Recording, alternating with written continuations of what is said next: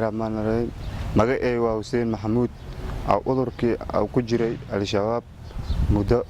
ku jiray 5 sano aan ku shaqeynay hadda oo aan joogay jabhada oo fursaantii oo Abdirabbiroole aan joogay marka hadda waxaan joogaa isku soo dhiibay bark isku soo dhiibay walaalaha Jubbaland isku soo dhiibay hadda sidii lii soo dhiibay alxamdulillah waxa oo abna aan saxano dhar alxamdulillah waan soo dhiibay ما شاء الله waxaan ku arkay marka waxa waay meel waxa uu ku jiro marka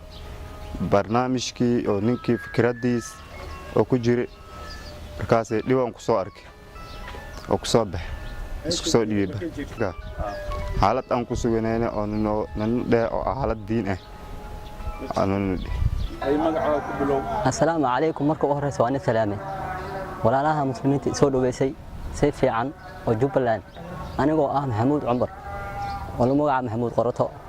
magaca saddexaad maadaama oo la diido waa sheegan waayahay sababtoo ah wax badan aan la dhac jiray ilaahayna wuxuu yiri wasaari'u ila maghfiratin min rabbikum wa jannatin 'arduha as-samawati wal ard u'iddat lil muttaqiin walaalaha xaq ah oo daacad ah waa idinka waa si fiican in soo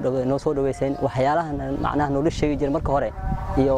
hadda marka aragnay isku mid ma aha walaal إنما المؤمنون إخوة إلهي ويري مؤمنين تودوا ولاalo marka wax badan la soo kulmay taariikh badan la soo kulmay waxa la soo koobo kara maadaama saacada ay u yartahay oo walaalaha dhan ay wada suwaayeen insha Allah biidnillaahi kariim khayr baan rajaynayaa shabaab aniga waxa uu qabo jiray jabhad duur galban ahaa jiray awu kooxda la magaca oo Bakar Sadiq ku aaday bismillaahir rahmaanir rahiim maanta ay taariikhdu tahay 28 bishii 6 2018 waxaad arkaysaan rag isa soo wada dhiibay oo ka tirsanaa ururka argagixisada al-shabaab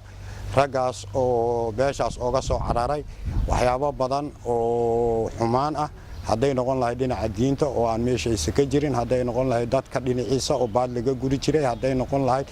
dhinaca shakhsiyadda qofka sidii ayagu sheegayeen ragaas hadda waxaan ku haynaa wali gacanta dawladda